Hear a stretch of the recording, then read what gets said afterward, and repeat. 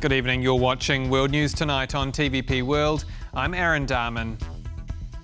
In just a few hours, Poland will welcome in the new year, but around the world, other countries have already made the jump into 2025. Here are some of the pictures coming into our newsroom so far.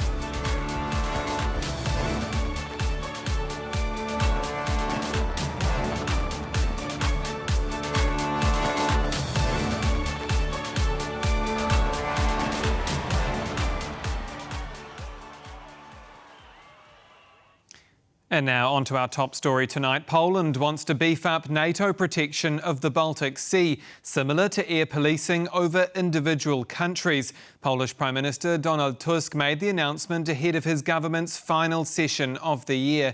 According to the Polish leader, it has been well received by the alliance, which is looking to stop Russian acts of sabotage across the region. Kazimierz Słyszak reports. The Baltic Sea is a vital region for NATO countries, mostly due to trade and energy production. The recent acts of sabotage, like the cutting of energy cables by Russian tanker Eagle S, are making NATO rethink their approach to protecting the Baltic waters. We proposed that the Baltic Sea sees an increased military presence from local NATO allies, following the example of protecting our airspace, and the Alliance's Secretary-General told me they will work on this idea immediately. This proposal by the Polish Prime Minister echoes the previous announcement made last week by NATO Secretary-General Mark Rutte, that the Alliance will be sending additional forces to the region. Spoke with Finnish President Alexander Stubb about the ongoing Finnish-led investigation into possible sabotage of undersea cables. I express my full solidarity and support. NATO will enhance its military presence in the Baltic Sea. The alliance so far refuses to comment on when it will make the boost. NATO also hasn't confirmed how strengthened these protections will be.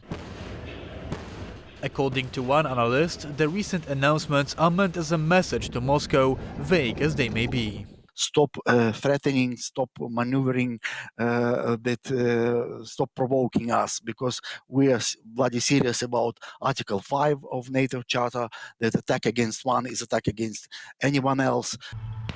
Security Europe is Poland's slogan for its rotating presidency in the Council of the European Union, which begins on January 1st. Polish authorities want to lead the discussion when it comes to safety, as they plan to spend close to 5% of the country's GDP on defense in 2025. Given Poland's access to the Baltic Sea, its security is vital to the government in Warsaw. Throughout 2024, the political landscape has shifted dramatically all around the globe. About 49% of the world's population went to the polls this year, with consequential elections held in 64 countries and the EU. Franciszek Pilis has more. 2024 turned out to be one of the most pivotal years in modern history. The United States, a top global power, saw the return of Donald Trump to his former job. The president-elect had to face off against Vice President Kamala Harris, who threw her hat into the ring last minute as a replacement candidate for Joe Biden in a Democratic bid to win the White House. Many people have told me that God spared my life for a reason.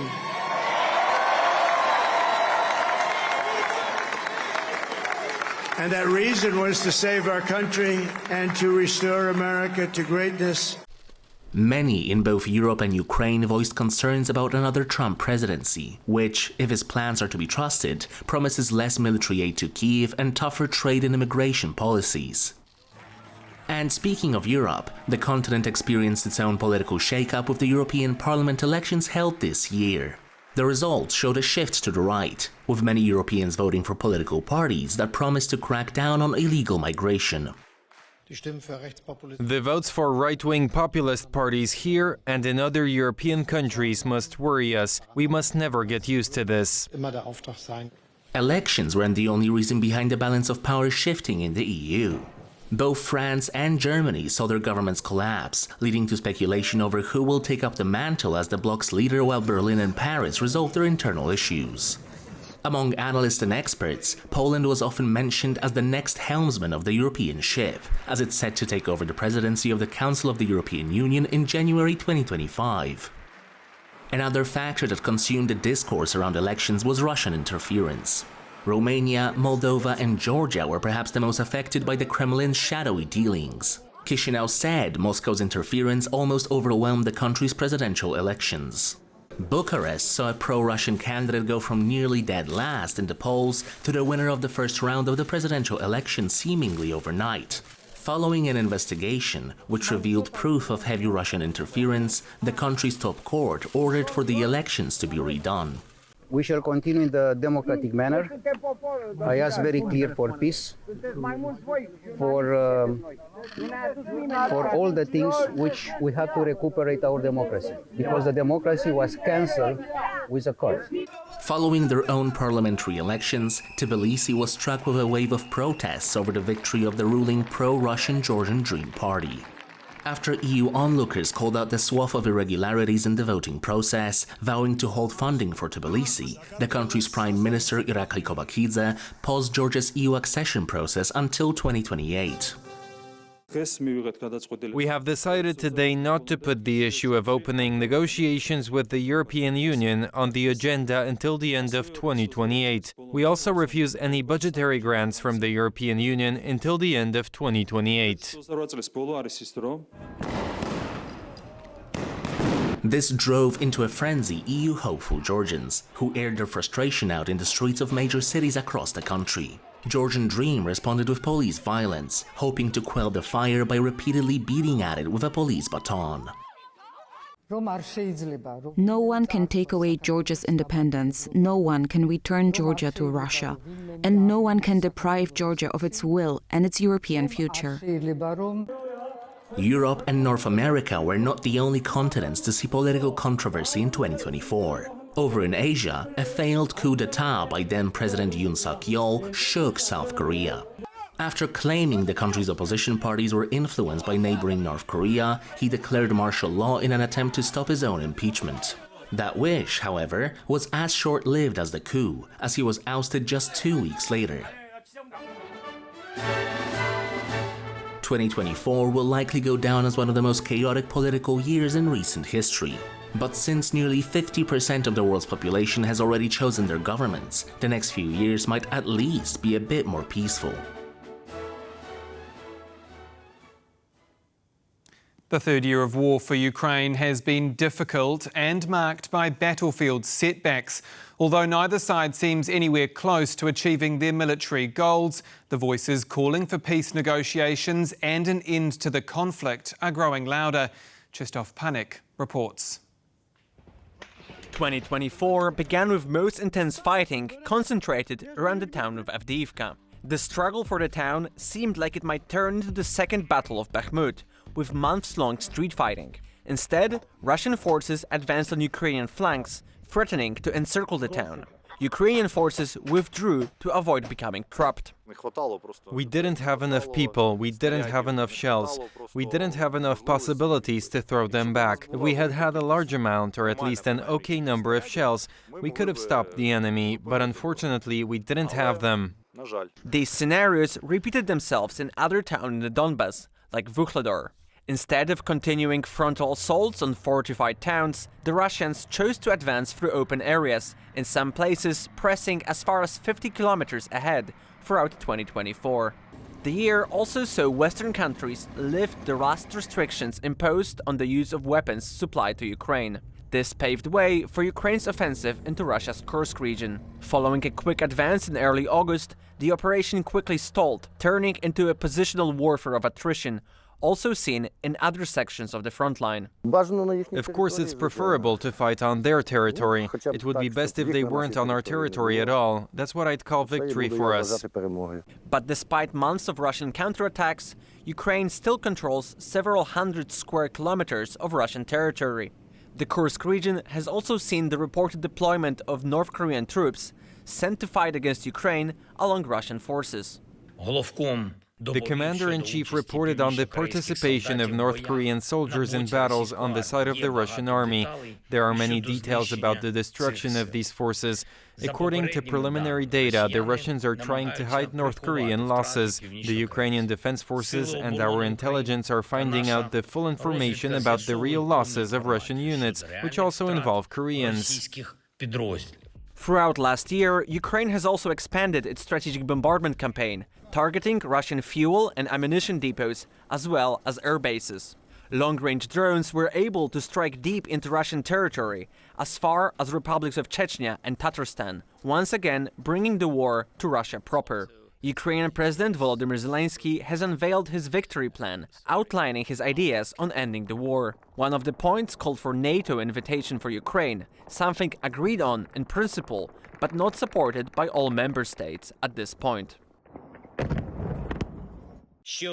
This week we have support from our victory plan partners, thanks to France, Lithuania, our partners, our Nordic and many other allies in the European Union. There are very good signals from the United States. We are already hearing the rhetoric and its changes.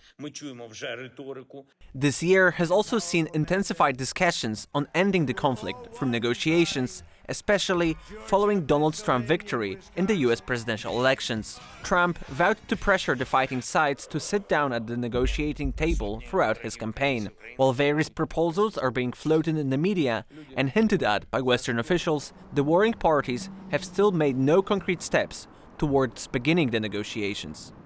I would now argue that Ukraine doesn't need more ideas on what a peace process could look like, but I would argue let's not have all these discussions step by step on what a peace process might look like. Make sure that Ukraine has what it needs to get to a position of strength when those peace talks start, when the Ukrainian government has decided they are ready to do so.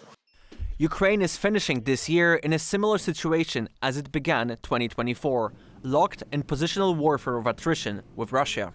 While the prospects of holding negotiations to end or freeze the conflict looms closer, they have yet to begin, and any possible outcomes remain uncertain. 2024 has been filled with disasters, both natural and man-made. Millions of people have had their lives shattered due to floods, hurricanes and wars. Here is Franciszek Pilis again with this next report. 2024 became a stage for catastrophic weather events, as the climate crisis played one of the main roles. Natural disasters have reached a new level of ferocity. Devastating floods have swept across Europe, with countries like Poland, Slovakia, Hungary, and more seeing the most intense floods in decades. Everything. You can see the line.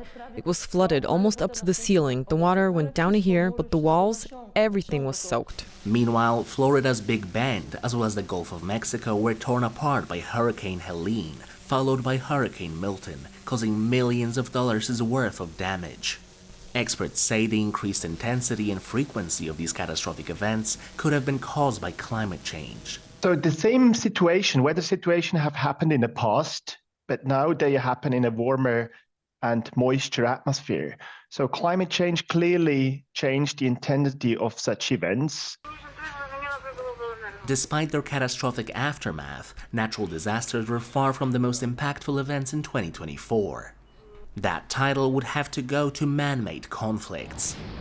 Russia's invasion of Ukraine entered its third winter by the tail end of 2024, as Moscow's missiles keep falling on the Ukrainian cities and power grid. The attack occurred just as the cold weather set in. This is a deliberate, cynical Russian terror aimed directly at people.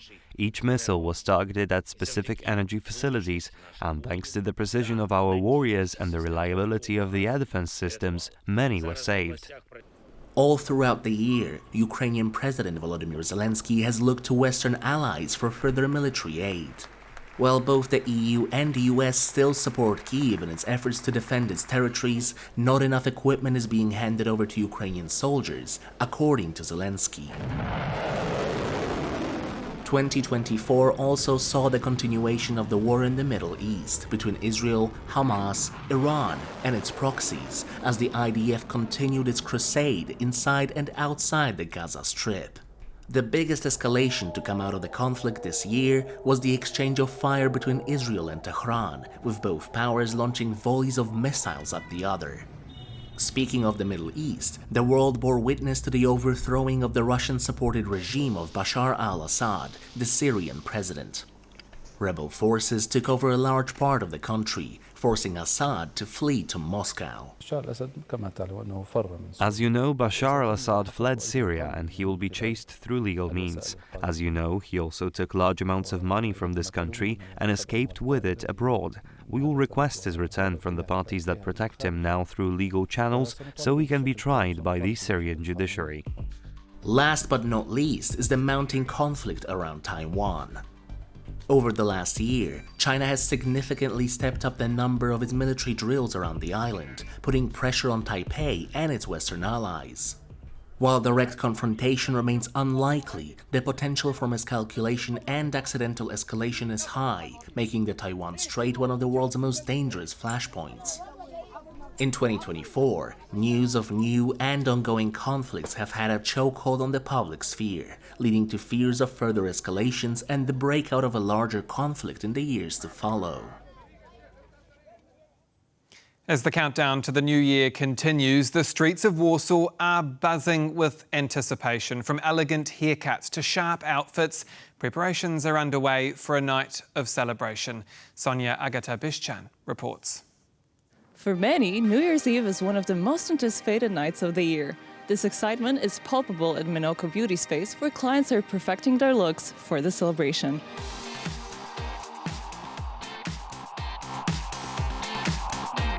We have a huge range of services, from nails to hair, brows, makeups, actually everything that you would like to find. Actually, this time of the year is really popular.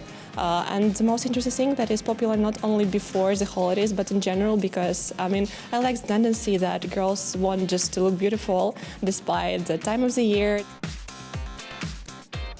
We're going with my husband to Festivaland in Warsaw. We came here for this party because we live in Switzerland, so we wanted to spend the Christmas period and the New Year's party in my country. I chose the liquid makeup cocktail one, because my dress is very green and very sparkly, so I didn't want to do too much. Right now there is tendency on natural beauty. Like even if it's hair coloring, it's mostly natural colors. And to show that ladies are not the only ones getting ready for the special night of the year, we decided to visit a place that is targeted at gentlemen. Aside from making suits, Buczyński Tailoring offers a tuxedo rental service. And renting a tuxedo will set you back approximately 1,000 Polish zloty or €250 for a period of 3 days.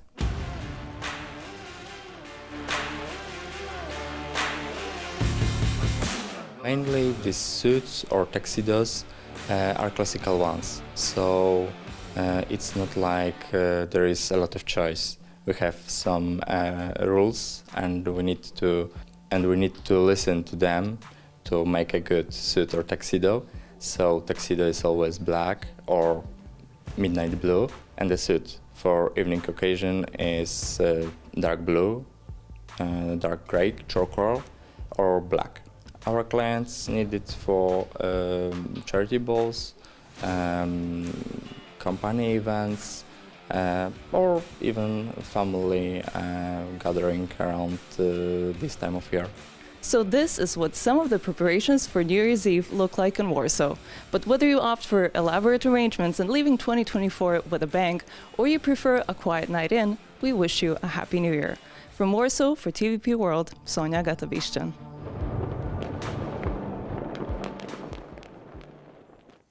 Now, welcoming in the new year calls for a party, but the way we celebrate can cause distress to our furry friends. Gabriela Fesnak explains.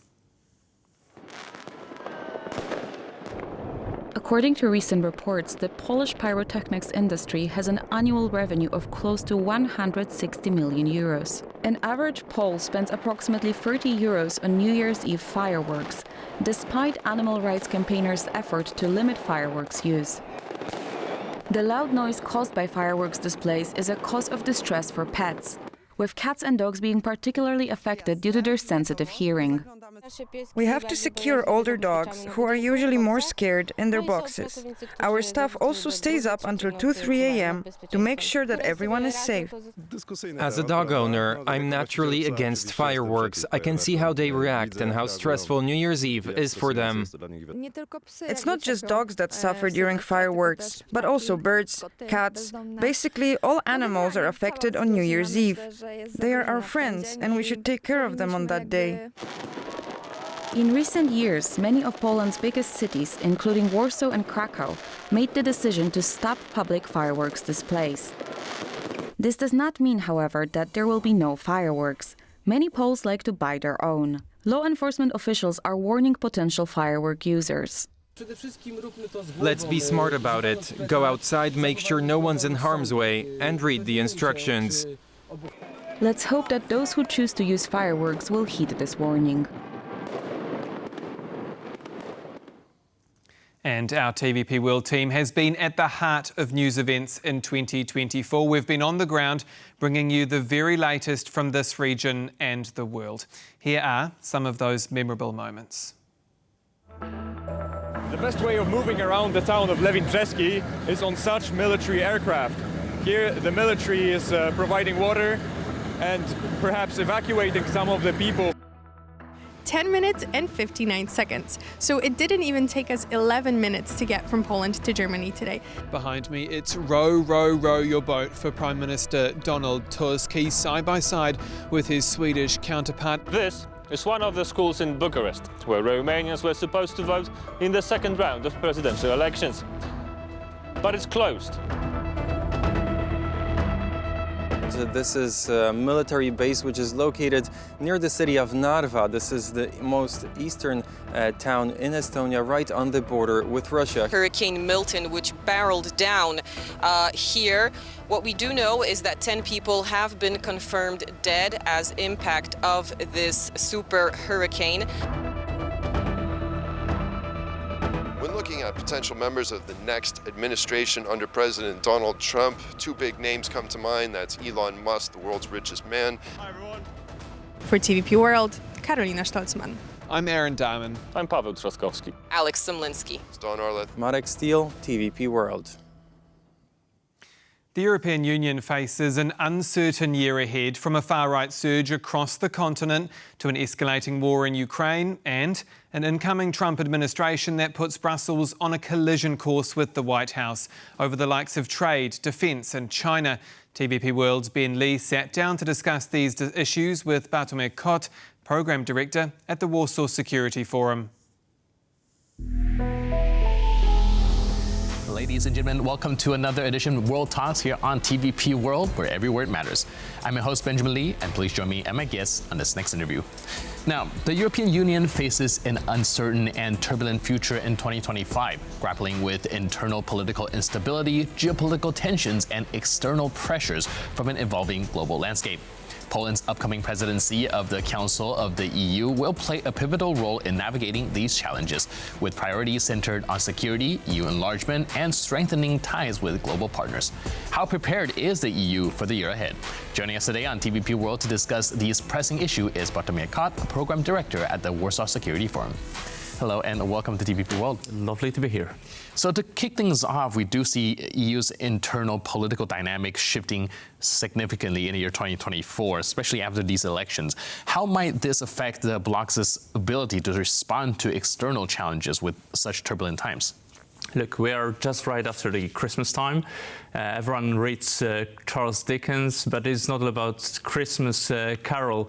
When you look at his works, and there is A Tale of Two Cities, it starts with the sentence, it was the worst of times, it was the best of times. And pretty much that's what we are facing. I mean, this is the year of challenges. 2025 will be the year of challenges. 2024 was the year of challenges.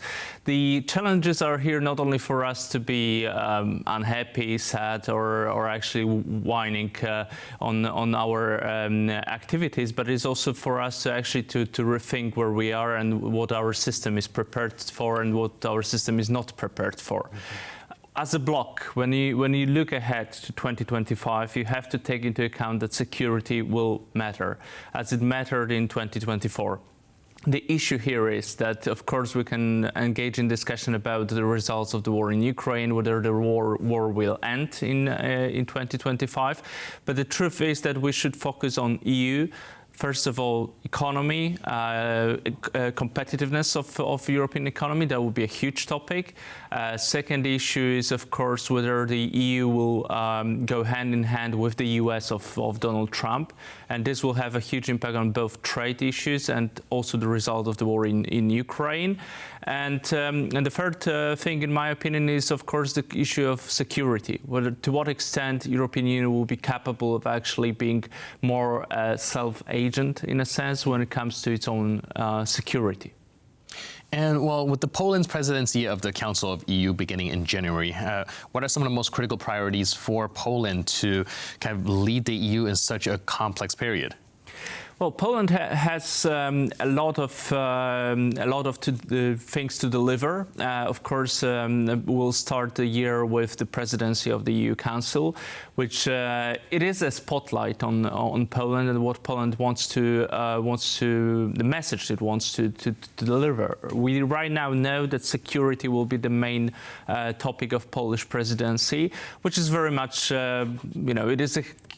it is a good time to talk about security, also in these different dimensions of it. Not only the military production, not only issues related to the border protection, but also even the things related to health security or security of food chains. So this will be the topics that Poland will be certainly trying to put more light on.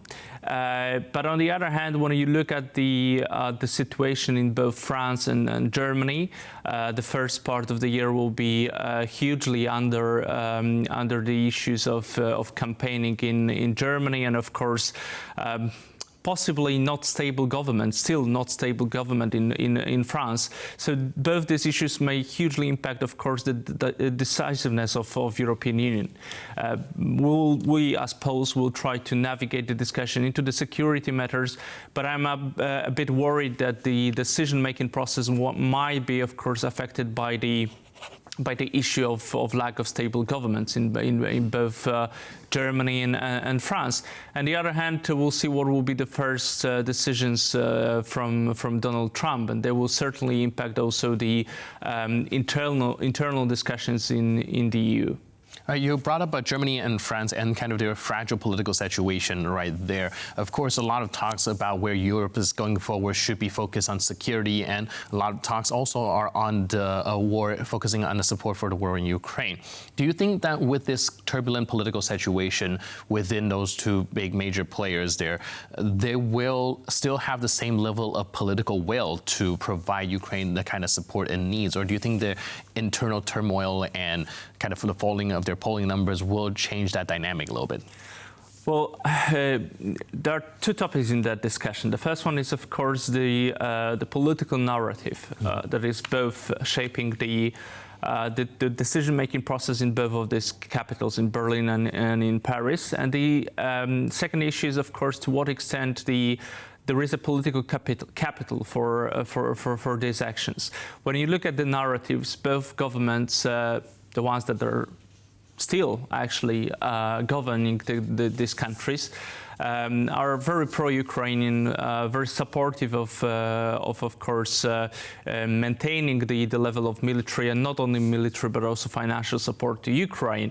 And the contenders for these positions, when you look at Germany, especially at Friedrich Merz, he has even a more transatlantic approach, even a more pro-Ukrainian approach, and even a more, I would even say, I don't want to use the word aggressive, but certainly more focus on deterrence against Russia. So at least in Germany we can experience a positive scenario, a better scenario from the Polish and from the Ukrainian perspective. But this is sometimes the level of narratives. And then you have the political capital. The issue is that in Germany, for example, the AfD can actually be the second biggest power in the Bundestag. This is a very possible scenario. They will not be a part of the federal government, but they can have an impact on some decision-making process, especially when you look at the challenges that lay ahead of Germany. Some of them very much connected to the systemic changes that the country needs.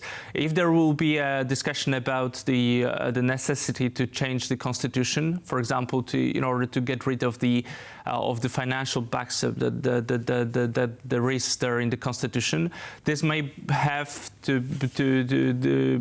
include the decision-making process. Will have to probably include also the discussions with AfD or even the far left party, Sarah-Wagenknecht alliance. So in all of these issues, you also have to take into account that there are certain political trends that will impact the decision-making process in these capitals, and of course, a lot will depend on the U.S. and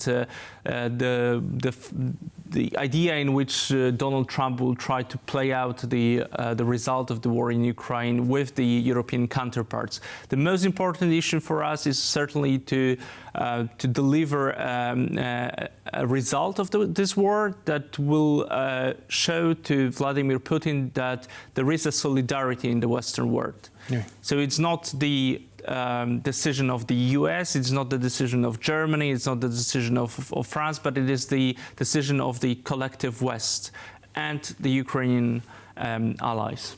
You mentioned the collective West and solidarity. Now, one of the biggest issue when it comes to the Polish presidency going forward is the enlargement of the bloc. But do you think we are ready for that, given that there's still some kind of unity issues within the EU? We're talking about countries like Hungary, for example, or people are starting to show a little bit of kind of disorganization within the bloc itself. Well, the major policy of the European Union towards the Eastern Europe, because we are mainly focusing on Eastern Europe here, was of course for years the Eastern Partnership. Eastern Partnership, as it was designed over 15 years ago, if I'm not mistaken, is non-existent anymore. It has evolved from the normative approach towards these countries, willingness, to bring these countries closer to our way of thinking about the rule of law, etc., towards a very geopolitical way of thinking. And the only policy that is actually left there for the European Union to be a decisive and a dominant actor in the Eastern neighborhood, it is basically speaking the enlargement policy. If the EU will not be able to become a dominant power in this neighborhood, in the eastern part of to the east of its own borders right now, it will have to face the aggressive policy of Russia, and it doesn't matter whether that will be the result of the war in Ukraine will be 100% positive for Ukraine, for us, or for Russia. The aggressive policies from the Kremlin will continue, because for Putin, it is not the Ukraine itself that is causing the threat to his regime. It is the fact that this offer to the East still exists, that these countries may become a part of the Western way of thinking, civilizational issues, etc., etc. From this point of view, we have to focus as the European Union in the upcoming years to deliver a very tangible offer to these countries. And an enlargement policy is basically speaking the most tangible offer that we have to these countries, and also the most tangible offer for us to play a geopolitical role in our eastern neighborhood. But at the same time, you have a very distinctive approach in Europe. Countries such as Poland are focusing on the Promethean vision towards the east, offering the enlargement without strings attached. Whereas, the western you go from Poland, the more discussion there is about the need for institutional changes before the enlargement even happens. This is right now, in my opinion, the biggest issue in the European Union. I cannot see the support for institutional changes. It's not only Hungary, it's not only Slovakia, it's not only even Poland that is opposing these changes. There were around 13 different governments who said that no to treaty changes. Mm-hmm. But at the same time, if we will not be prepared to offer a tangible enlargement of policy towards the Eastern European countries, then we will not become a geopolitical actor in this neighborhood. And this means that Russia will simply speaking, be winning with us in this part of Europe. Right, so it does sound like a lot of challenges going ahead. But in the meantime, thank you so much for your input and insight. Really appreciate it. And thanks for being with us. Thank you. World. Cheers. And that's World News tonight. And from all of us at TVP World, we wish you a very happy new year indeed. I'm Aaron Darman. We'll see you in 2025.